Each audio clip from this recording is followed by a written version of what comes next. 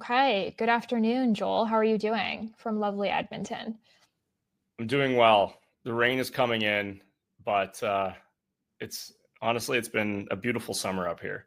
Um, Yeah, how are you down in Calgary?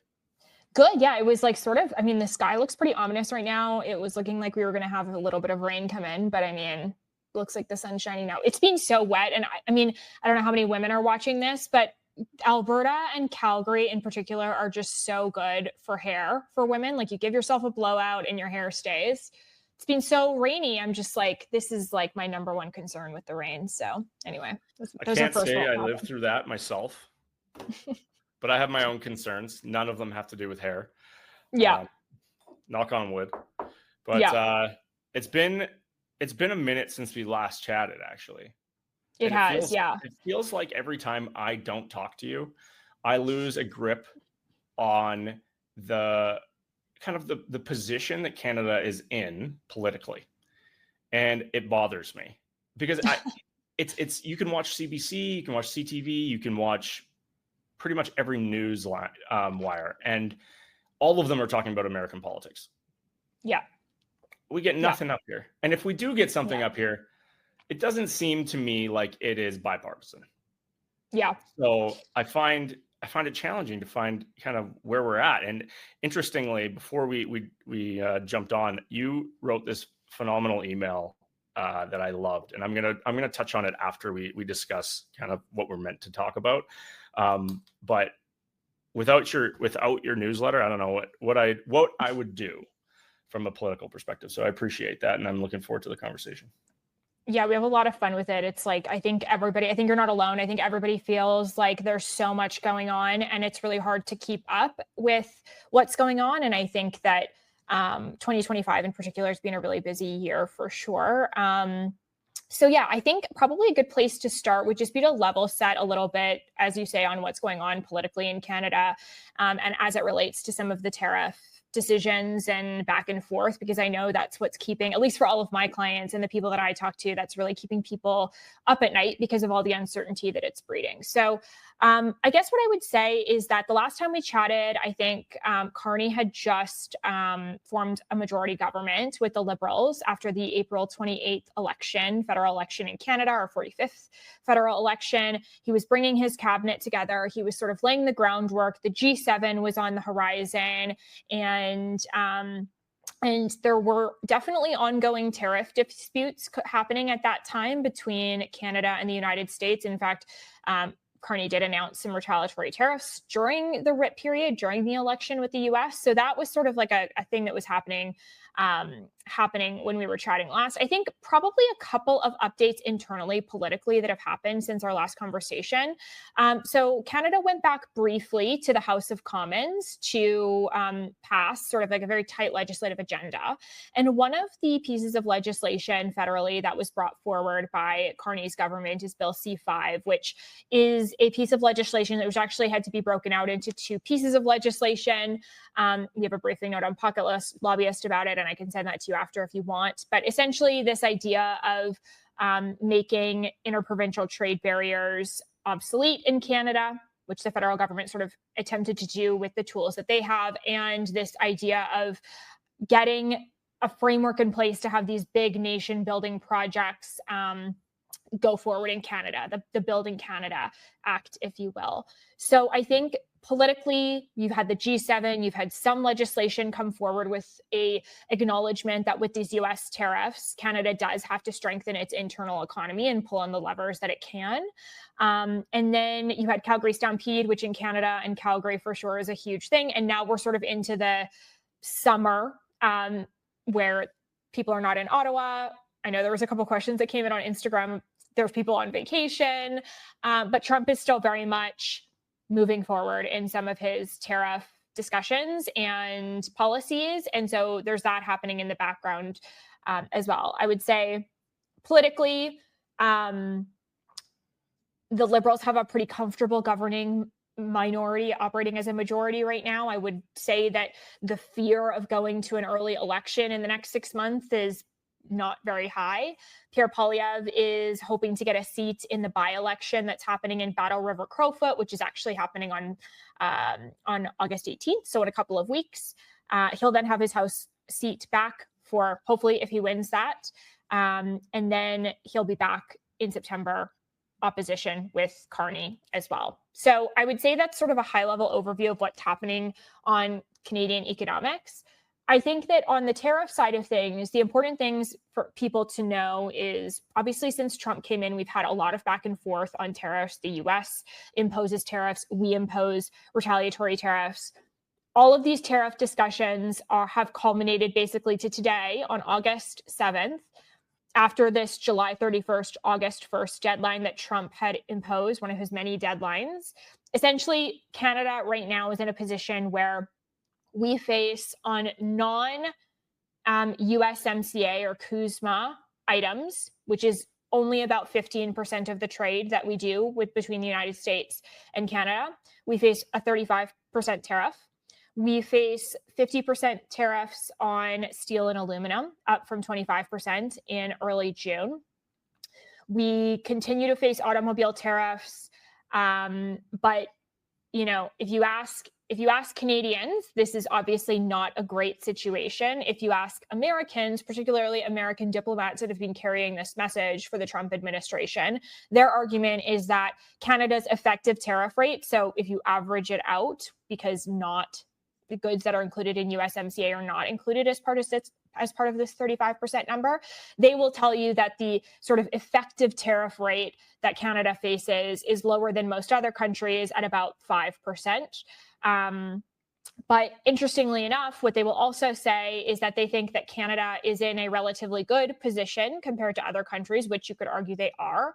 But they will also tell you that the only two countries that have responded to what President Trump is doing with retaliatory tariffs are Canada and China. And so I'm not sure that's necessarily the company we want to be keeping on that topic, but to be determined.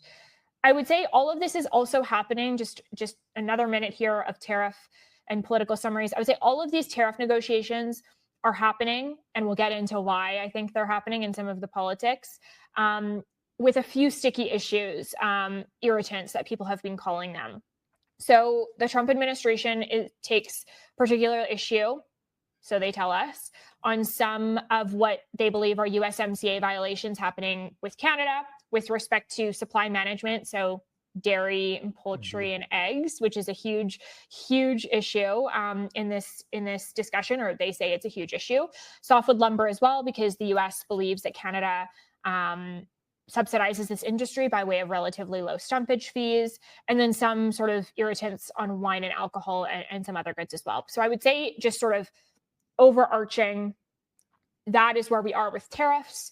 We also are in a situation where the USMCA is up for renegotiation in summer of 2026. So these conversations diplomatically are also starting to happen. So right now, Canada is lucky or relatively better off than other countries because we do have the USMCA, but that is up for renegotiation. So 85% of the goods that we're trading are exempt right now because the US has not touched those, but we don't know how secure or stable that agreement is going to be into the long term. So am I missing anything? I think that's probably the high level of what listeners probably want to know. Yeah, I think for the most part, I think hilariously, the thing that people are seeing first and foremost has been the de minimis whole loophole closure, right? Where folks are getting hit with duties on goods that they're importing or exporting into the United States or into Canada that in the past had been exempt are no longer. So effectively what it is, it's like for everything under the cost of $800, it used to be able to ship across border. And a number of e-commerce businesses actually would set up shop on the other side of the border, predominantly in Mexico, and they'd ship into the United States. And whether you be from China or from India or Europe, you'd set up your distribution in Mexico, ship into the United States, and you wouldn't have to pay tariffs. That hole is being closed, and that is an enormous impact on a industry that has been skirting those tariffs or traditional border tariffs and taxes. So that that I think is a under the radar miss. Market participants like me and portfolio managers know this because of companies like Shopify that run massive e-commerce stores for these businesses. And you can see it's been impacting the smaller business. But Yeah. I think you really hit on everything there. Now, I think the question is, what is going to happen next? We have coverage until summer of next year. Truthfully, like 15% of trade is impacted by these 35%-ish tariffs, with the exception of energy. How exactly are we going to negotiate moving forward? Is this going to be such a headwind for our country that we deal with this prior to next year? And from what I can tell, based on the current projection from our federal government, it doesn't seem like they seem to care, or they're not taking it as seriously as perhaps we thought they might when we went to vote for the current party in power not longer than however many months ago, right? So on my end of the spectrum, we've gone from January 6th, inauguration day, Donald Trump gets in. Not January 6th. That's a different date. Oh yeah, you're right. Shoot. 21st, right? Yes. All right. It was a team, but January 6th is a different day. But yeah, January 21st, he's inaugurated, and markets are up 3-4% heading into February. And then on August 2nd, and between the end of January, beginning of February through to April 2nd, we had a lot of conversation and threats regarding or revolving around tariffs. Liberation Day was the 2nd of April, and we see markets go from being up 3-5% to the NASDAQ actually at its trough was down 21. Fast forward to today, and the NASDAQ's up 10%. If you would have told me at the beginning of April that the tariff deal flow would be as substantial and work its way through markets and reprice so substantially to the upside as it has, I think most people would be shocked, and I would be too. The reality is that we've seen a 30+% change in the NASDAQ in a 90-day period, 120-day period, and that is shocking. Truly shocking. That is a faster move than we saw in COVID, which is an unbelievable change. And I think that what has obviously occurred, we had we'll call it March instance where we had Navarro, an advisor to Donald Trump, who seemed to rue the day. His view on tariffs were winning arguments with the president. And then I think that this is fairly true with regards to Donald Trump. He reacts to how the market reacts.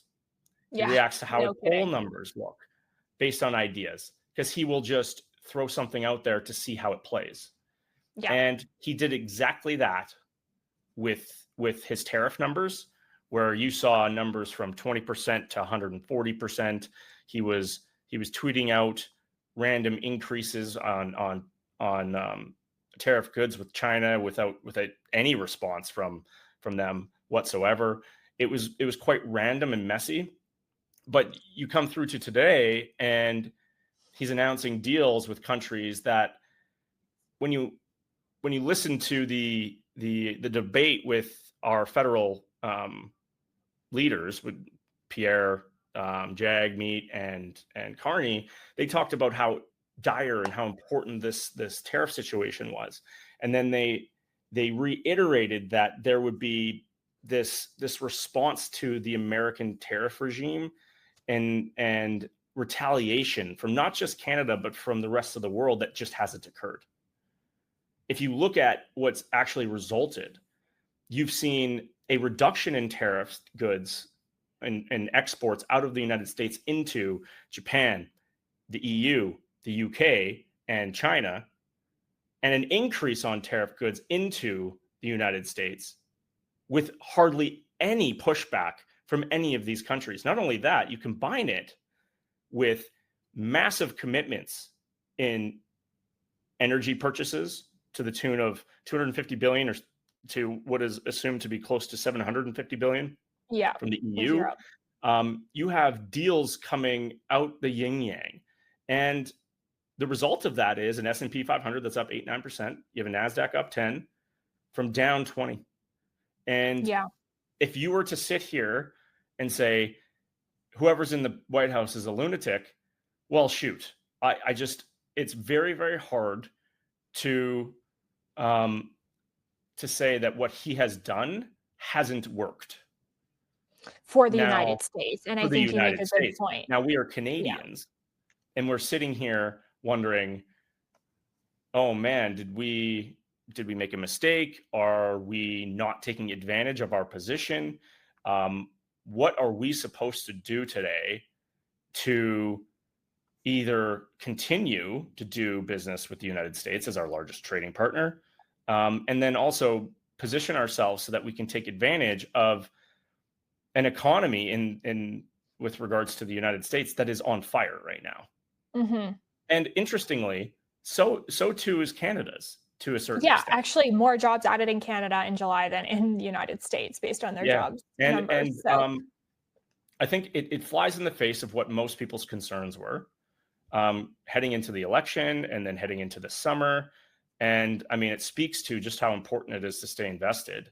But then also, when you see volatility, when you see fear, when you have this crazy change in price, it's actually just a phenomenal opportunity. It almost always is, right? And the pessimists almost always lose money while the optimists make it. And well, you and I are always on this bent of like, yes, let's look at the real impacts of what's going on. Let's be realistic about the pros and cons of what these policy decisions will have in the short or medium term. But I think like part of why we're friends, and part of why I think you in the work that you do and me in the work that I do, we have good relationships with the people that we work with, is because I think you cannot light your hair on fire or just think short term with these things, especially in markets, in politics for sure as well. You have to sort of see that horizon or at least participate in both markets and politics in a way where you do have hope for the future, because otherwise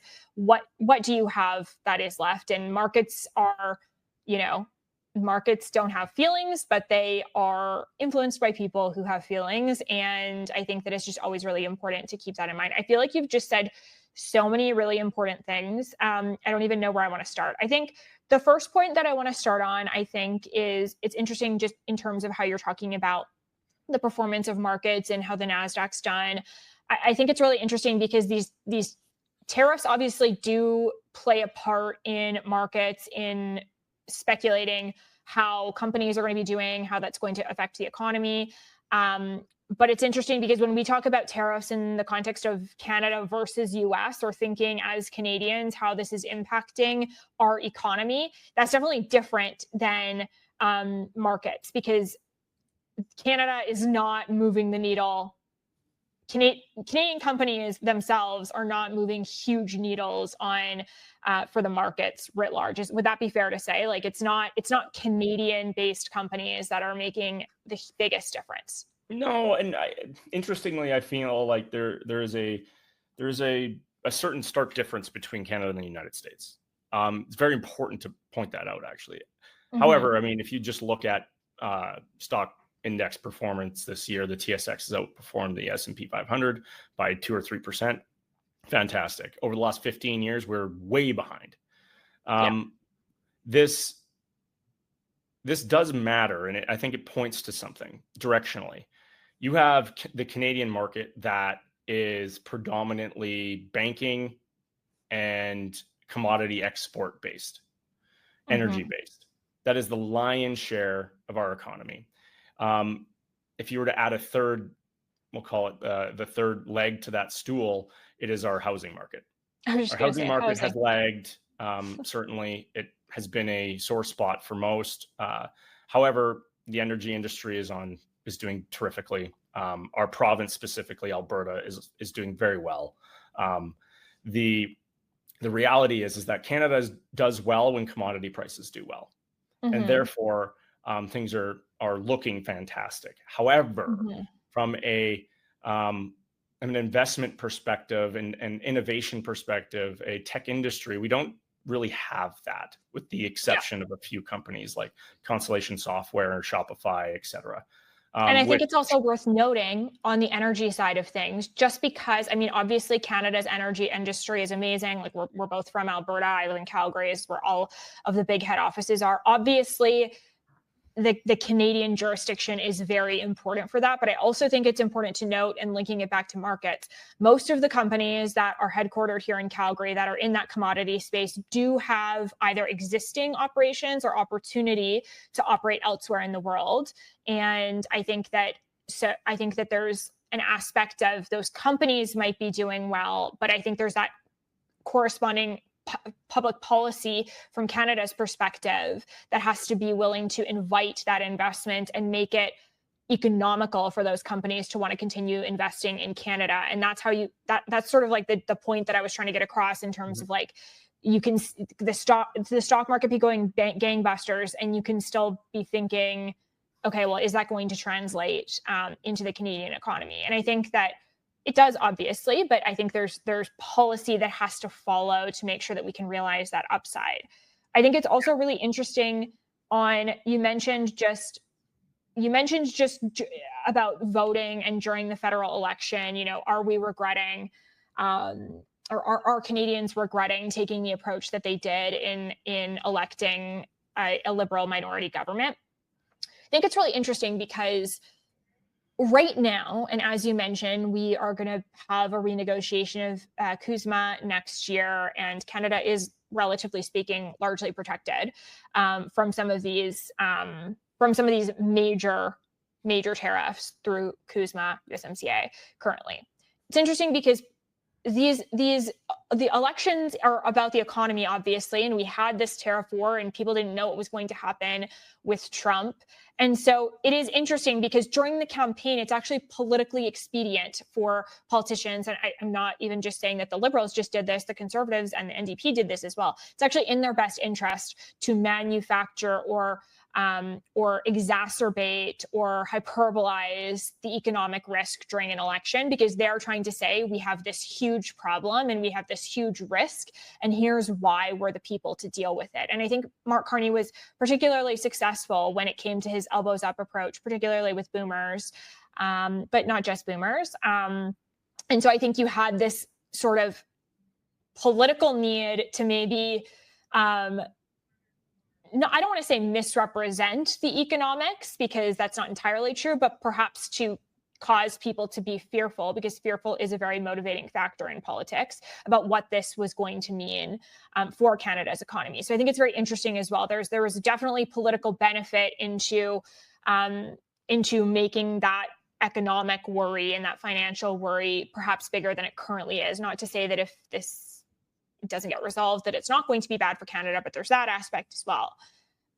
So that is really just something interesting that you touched on as well.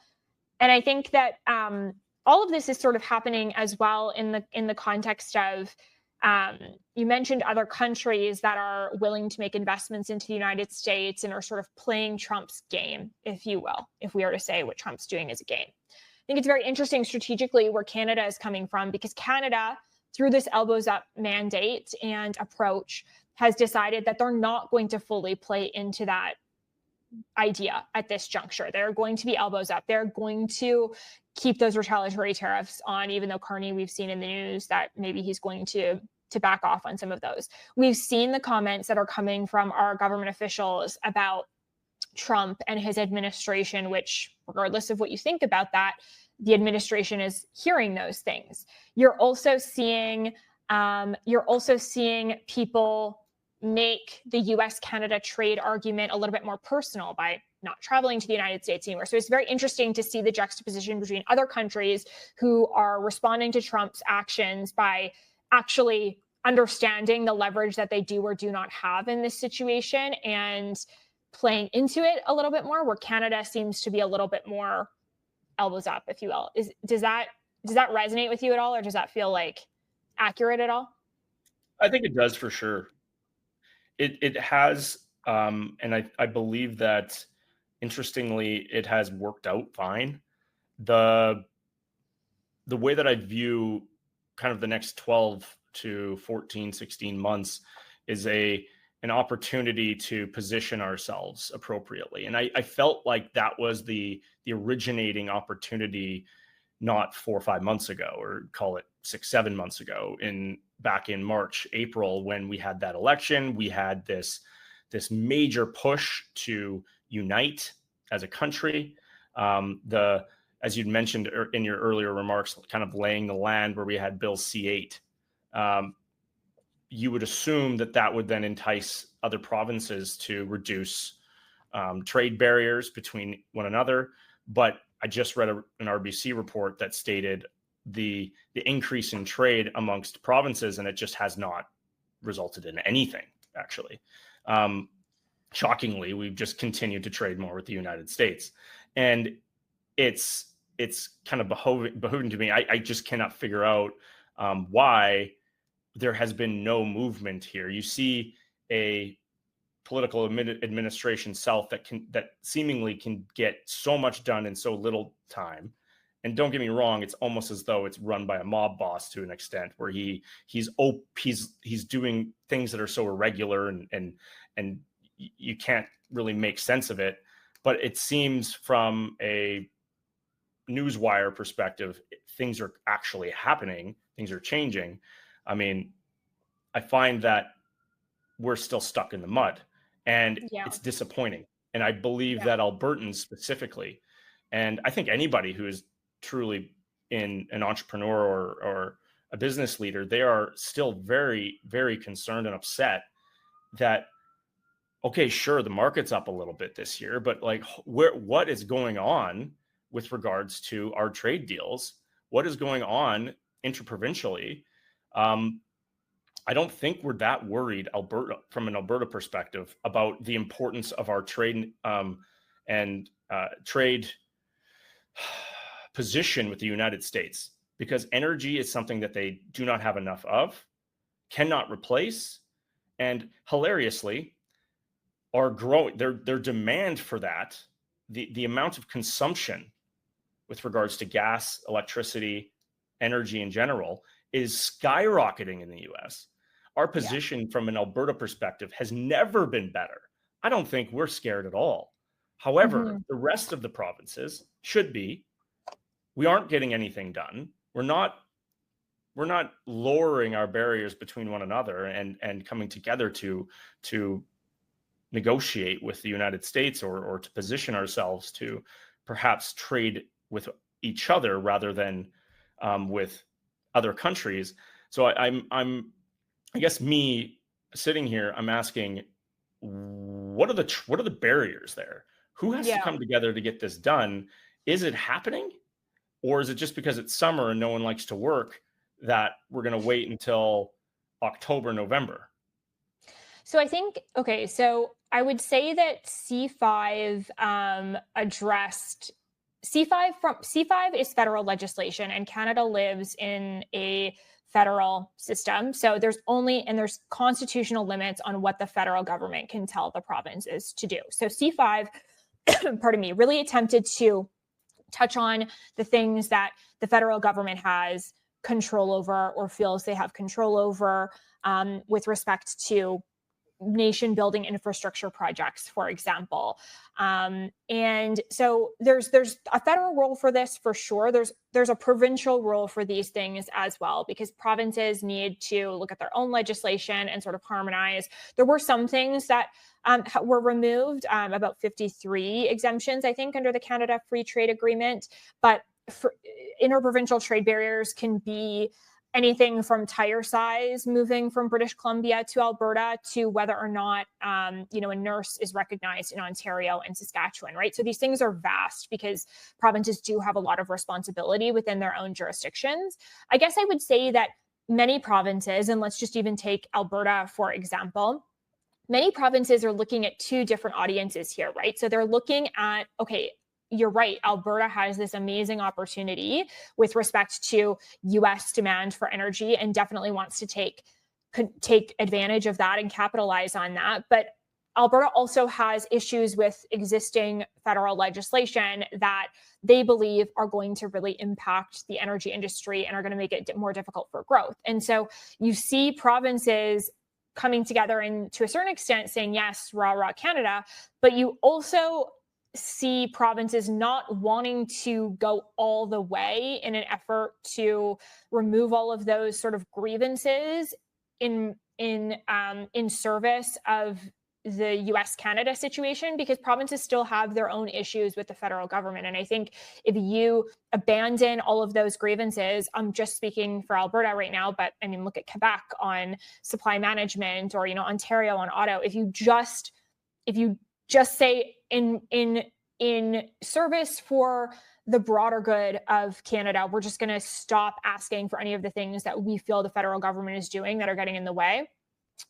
It would be good for Canada probably, but I think maybe only in the short term, because provinces are thinking more long-term about their economy. So I would say that it's a good, C5 was definitely a good start. We're going to have to see on some of these nation building projects, how quickly they're able to expedite them, as they say they have been. We have a lot of criticism from Indigenous groups on this happening. And it is a lot of control within the federal government to decide which projects are going to qualify as nation building projects, right? And so I think there's some of that as well. So provinces, I think, are going to keep some cards close to their chest on this, because they understand the principle of leverage, because that's the negotiating nature of provinces within Canada. So I don't know if that fully answers your question, but I would say that this is something we have to watch over the next 12 to 18 months. I know Carney said in his campaigning, removing all of these restrictions by July 1st, like that was never going to be possible on the grand scale. He's done, I think, what he can federally, and we could give him a check mark for that to a certain extent. But I think it's just the issue is so much deeper and more complex than the federal government just waving a wand and saying, now have no barriers between each other. Okay, fair enough. So, okay, I'm sitting in the shoes as a private citizen in Alberta. Let's say you're an entrepreneur. What's the headwind to growth in the province of Alberta right now from a political perspective? I would say that the key issues that are brought up time and time again are C-69 with respect to the Revised Impact Assessment Act, and how that has been an ongoing issue for the past 8 to 10 years for sure. On how much certainty a proponent in building a project has when they make investment decisions, because of the uncertainty and time and resources that go into that regulatory approval process. So that's a big one for Alberta. I would say another big one for Alberta is C-48, which is, again, you've probably heard this a long time. They're referred to respectively, C-69 is referred to as the No More Pipelines Bill. And C-48, it has to do with tanker bans off the West Coast. I would say those are two big ones. I would say another one that's just not talked about quite as much, but is actually a huge deal, is federal net zero electricity grid regulations by the federal government by 2035. The provinces are very much not in agreement on the timelines of these things. So. Yeah. So those are, I would say, the main sticking points for Alberta Energy, but you do have certain issues that crop up on across other areas as well. I would say that just generally speaking, to taxation, immigration, crime, all becoming, some of these social issues all becoming increasingly more important when we think of just social cohesion and safety of cities and wanting people to want to live in Canada. I think immigrants and people who were born here alike. So I think those are other things that that the provinces and Alberta in particular are focused on. So 35 minutes almost, and we didn't talk about housing once. I don't know how that's possible. I know.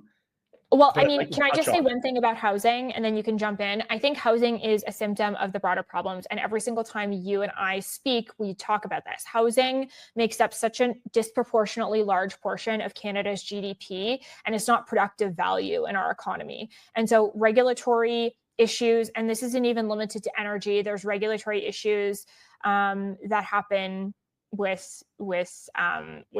tech companies and all these different things that sort of restrict growth. It is a combination of pro-growth policies and also looking to what the United States is doing, because Canada, not only now are companies going to look at where it's profitable to do business, they're going to look at where the biggest upside for them to be operating is. And so what you don't want is for it to be 1,000 times easier to do business in the United States on a pipeline project, for example, than it is in Canada, because that's where the capital will go. And so I would just say that the housing aspect is an immigration issue in terms of supply, absolutely. Interprovincial immigration plus immigration from other parts of the country. It is a local issue in terms of building permits and red tape and all of these types of things.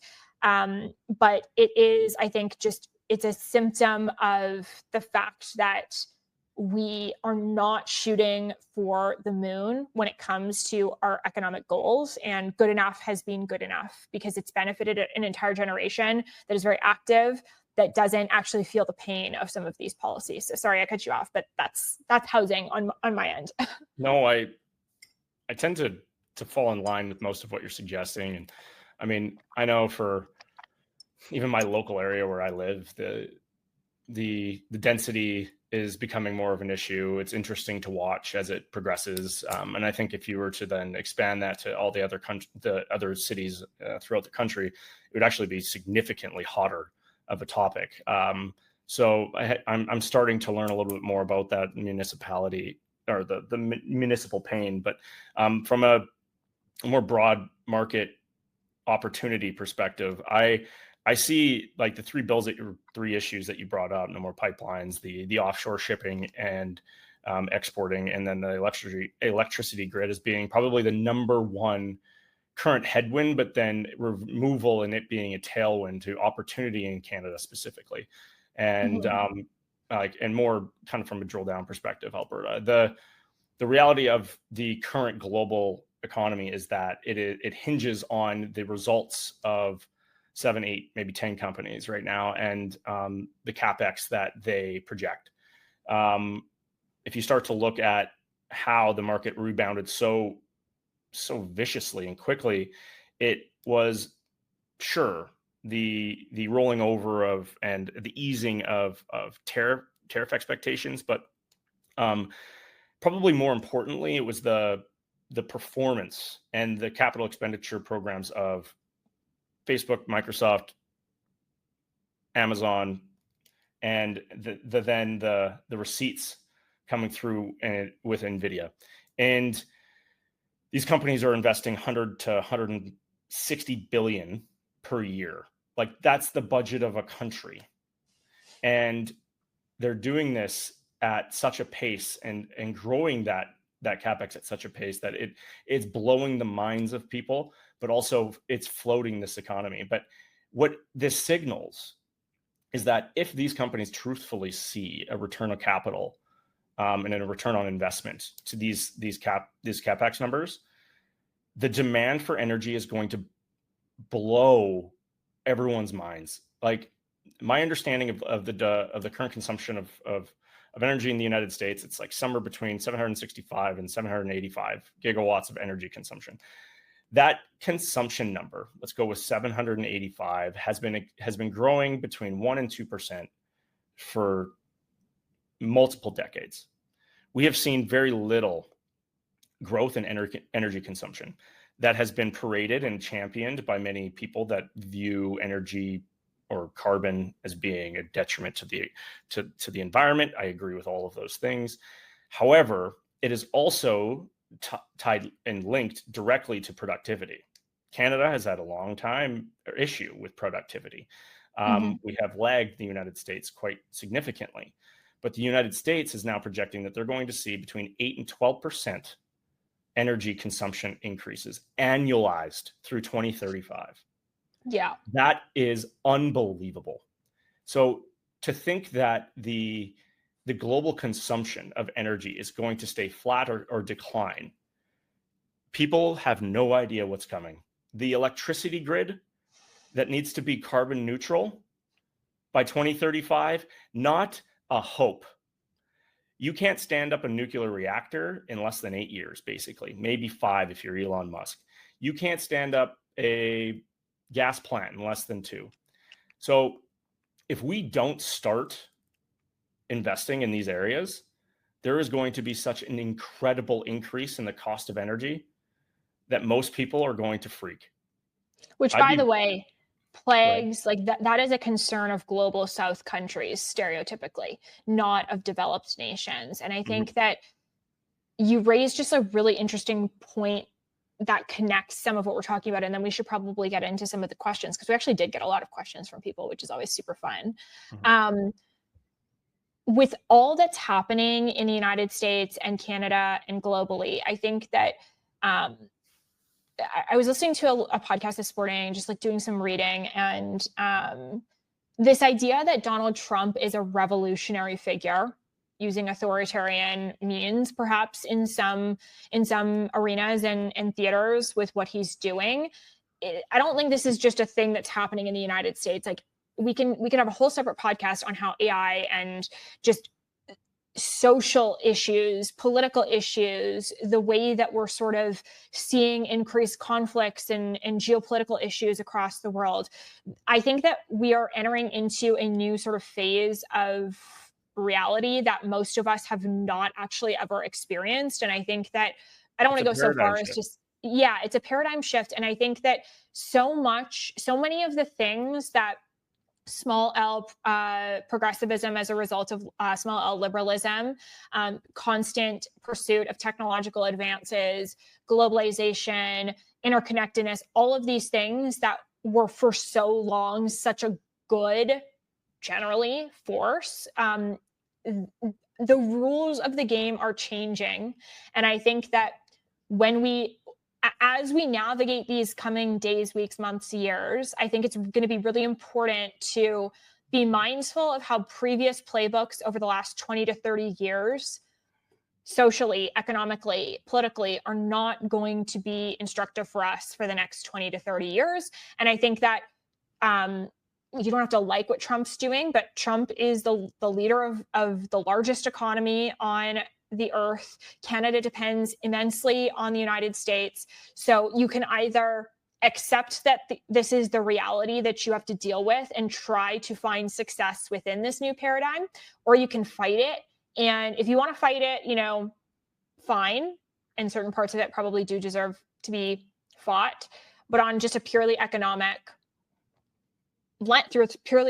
lens, we're not in 2008 anymore. We're not in 1998 anymore. Like, this is a very different time. So I think we need to look forward with that in mind. So yes, climate change and decarbonization is extremely important, but it's not going to happen with a decrease in demand in energy like we thought, 5-10 years ago. We fought for it for 10 years. Like, yeah.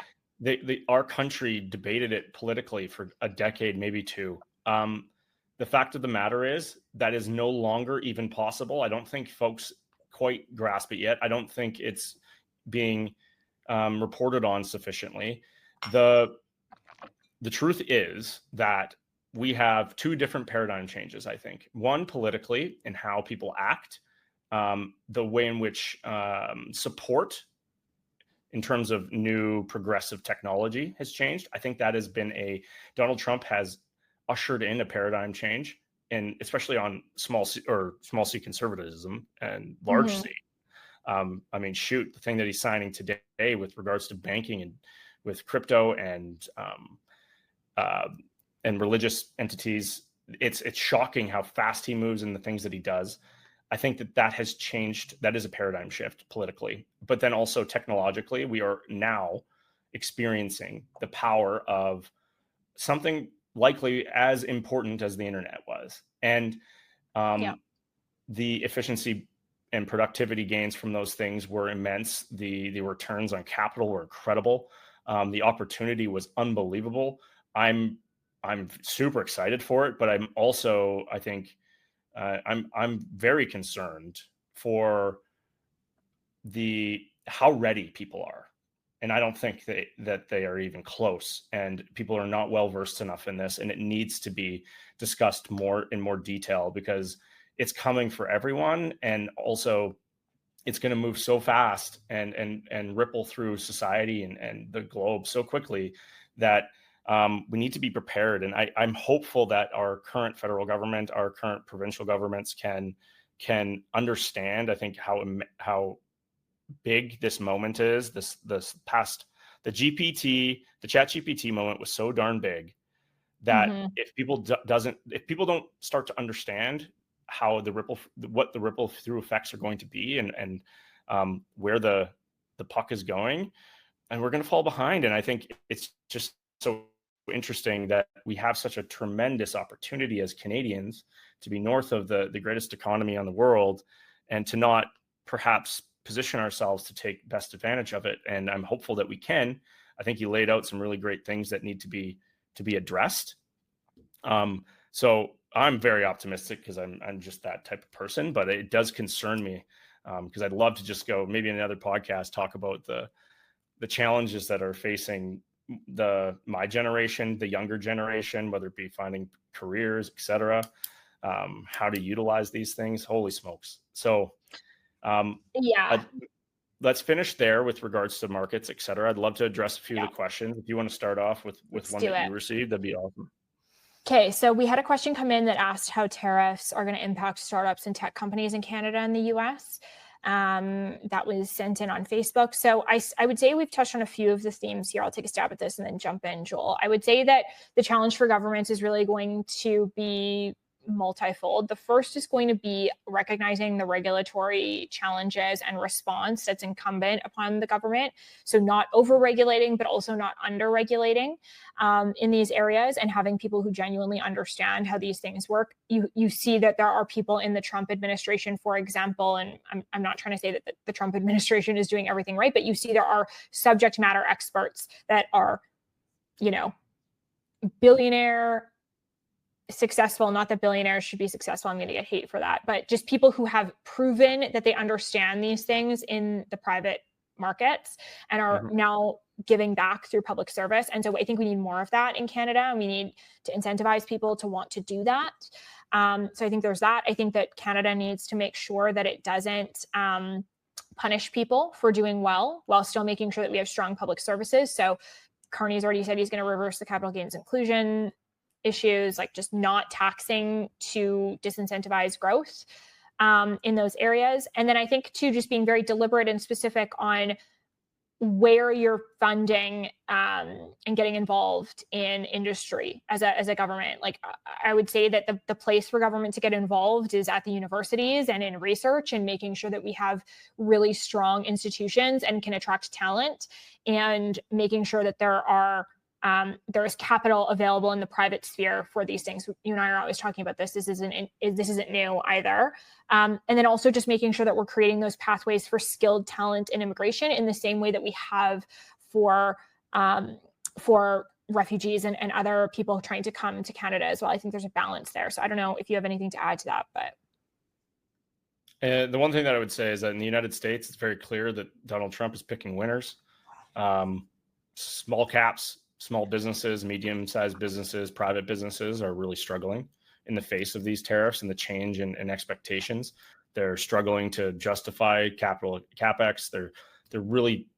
It's hard to find your way when you're importing 30-40% of your goods from India or from China into your plants, for lack of a better word, and not knowing the cost of those goods as they come in, and then having to then compete with price with very, very large companies that are $1 trillion in value. I think that sadly, this has been an exercise in king making, in the creation of American oligarchs to an extent. I think that has occurred in the US. Now, in Canada, more broadly, I think that it's obviously been less of an issue. We don't have that threat to the rest of the world where we're going to shut down our trade, our economy to others. The push for a developed America in terms of they're going to reshore manufacturing, I think is a really, really cool and interesting opportunity for Canadians. We have incredible educated engineering group. We have amazing manufacturing shops. I think it's quite hilarious to think that there is going to be this massive manufacturing shift to the US when we just do it so darn well here. We have terrific access to commodities. It is a really great opportunity. Now, I also think the same thing for Mexico. I have this thesis that the reshoring of American manufacturing is actually going to be more so nearshoring. This belief that they're going to do it all internally or back at home, and they're going to start making iPhones, and they're going to start doing more manufacturing at home. It's just not true. It's truthfully going to be a nearshoring event, bringing that manufacturing that'll shore up from a military perspective, the risk from a supply chain perspective. Certainly TSMC building 3-4 nanometer capacity in Arizona and in Texas is a really great and incredible accomplishment. But the reality is that I think North America is going to become more cohesive in the face of these tariffs, even though we have no resolution so far this year. That is my prediction over the next 10. So how do tariffs, how is this going to affect business, small business? In the short term, I think it's going to be really harsh. I think it's going to be, in Canada, much less impactful than perhaps some people feel it's going to be. However, that does not include e-commerce. For that, I'm slightly more concerned.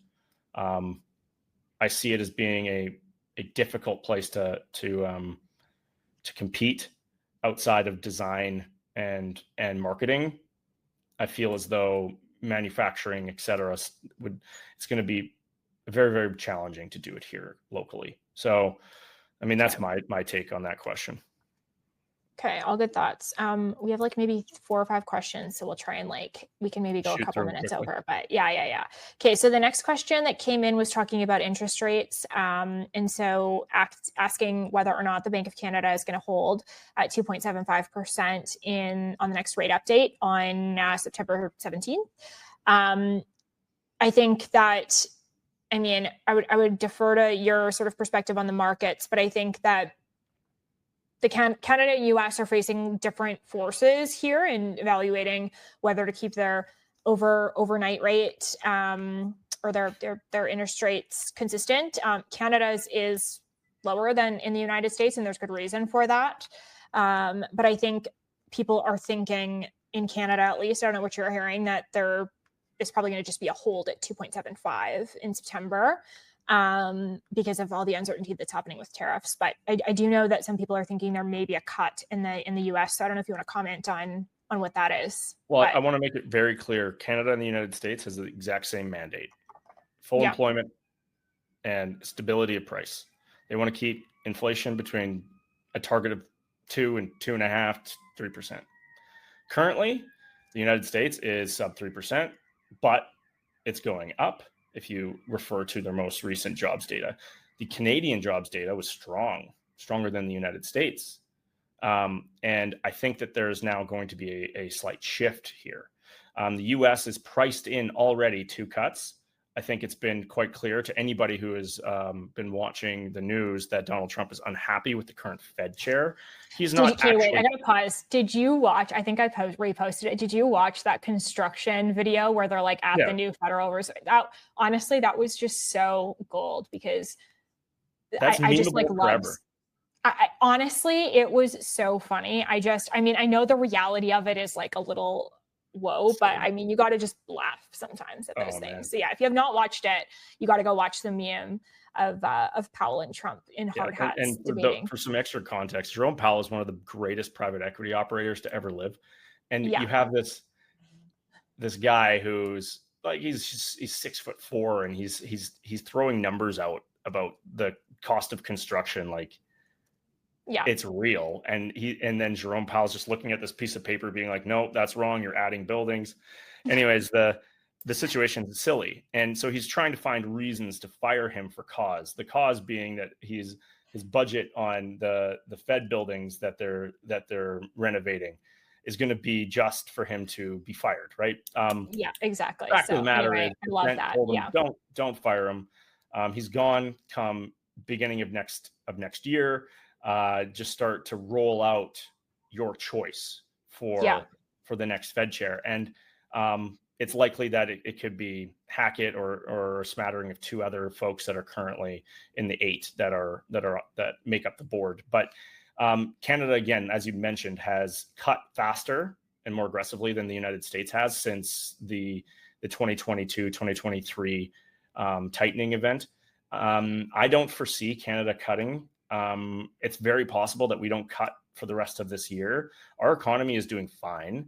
Our employment could be better, but it's full. And I think that there's not a justifiable reason to cut at the moment, given where our currency is, where employment is. That, again, subject to change come November. It's silly to make a prediction any further than a month or 2 months out with regards to rate cuts. Mm-hmm. Okay, we had another couple of questions about interprovincial trade, which I think we've sort of answered, just talking about why some of these interprovincial trade barriers are still in existence. So I think we did touch on that. There's a difference sort of between on what the federal government levers are and what the provincial government levers are.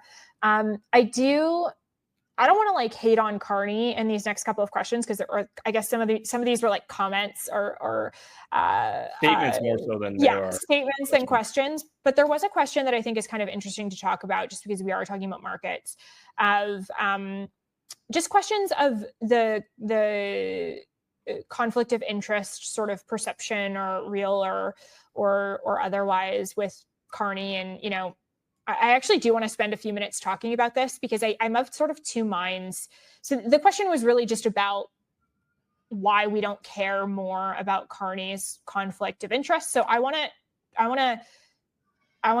outline this just so that everybody sort of knows what the rules are for this in Canada, and then we can sort of discuss on the politics and the sentiment of it. So I do want to just make clear, so provincially and federally, every elected official does have to submit to conflict of interest requirements.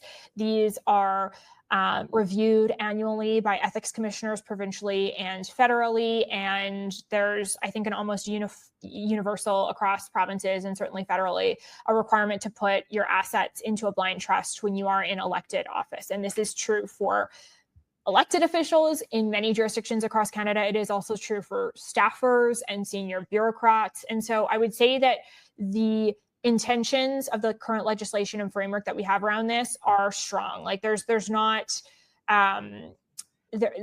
Carney isn't making trades behind the Prime Minister's desk at this point. His stuff is in a blind trust.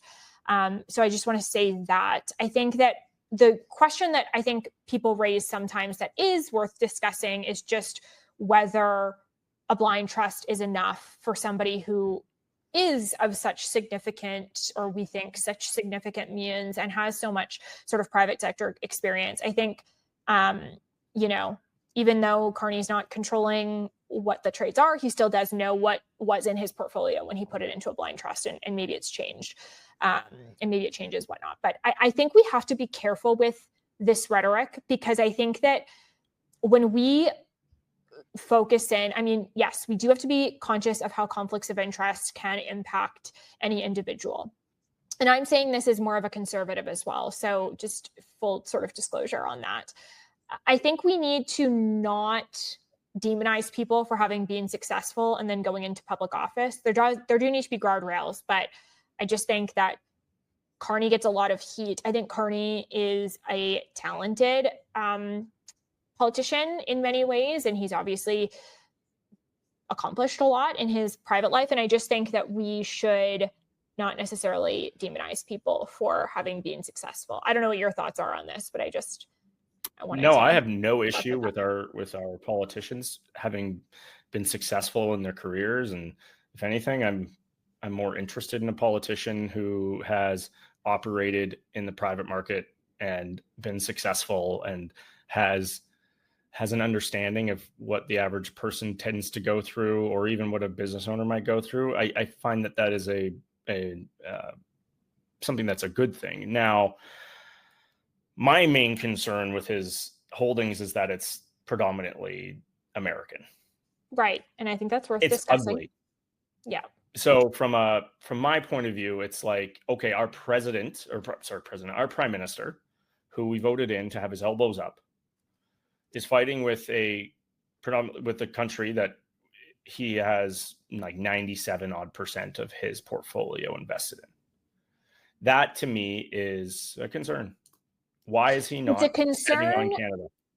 And it's a concern, I think, for me, because it's just there's a lack of congruence between the message and the reality. And I think that, we've kind of come full circle in our discussion here, but I think this is something that everybody needs to really pay attention to in politics now and moving forward. This is not even just something that happens along partisan lines. Like, I think this is something that happens in every political party. Don't allow politicians to prey on your fears and anxieties to drive the way that you vote. I think that we need to be governing a little bit more on values, from economic values and social cohesion values and all of these things, than we are on vibes. I do think that we're making a shift in our society on that, but I do think that there are market and behavioral rules that are consequences of policy decisions. And I think that we would do well to not pretend like those forces don't exist. And I think we can, if we're just a little bit more realistic and honest about the consequences of policy actions and the push-pull and the trade-offs that are inherent in politics, where there's never really perfect solutions, but what you're trying to do is just move more in the direction of a society that can be prosperous and where everybody has this opportunity to accomplish their good life, whatever that version is. I do think we just need to be a little bit more cognizant of that, and cognizant of like the conflict of interest that politicians are in when they use fear to motivate you and what you vote for.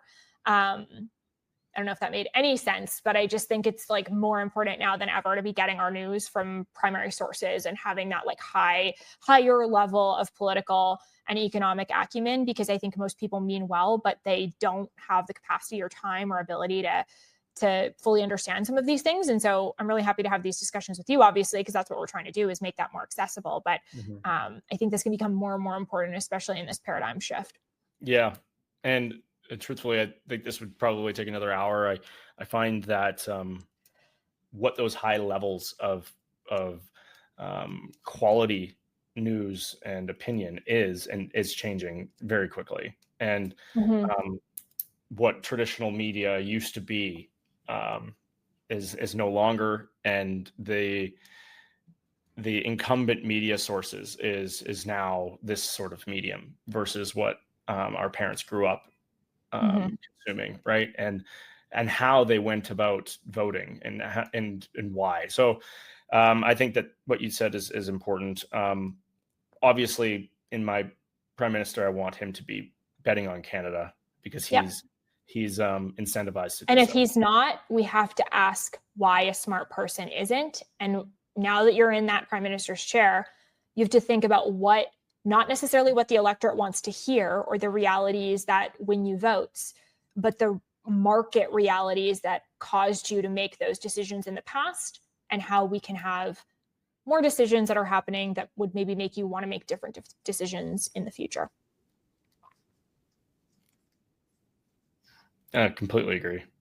So I think we touched on a large number of the questions. We attacked most things. I think it's successful live stream, Mel.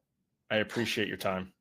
Yeah, we could live stream for like 4 or 5 hours, but that's not feasible for either of us. So no, not really. Nope. Got to go pick up the kiddos and explain tariffs to them. Yes, exactly. Come on, Simon. Come here. Sit down. All right, cool. Well, where can people find you if they want to like follow you along with what you're doing with Reform Millennials and all that kind of stuff? Come check me on, honestly, where am I posting these days? LinkedIn, Joel Shackleton. If not there, I am fairly active on Twitter, but it's not because I'm posting, it's because I'm consuming. So at Joel Shackleton. is where you'll find me everywhere else on the internet. Awesome. And you can follow us at Pocket Lobbyist for any of the other information that we're discussing.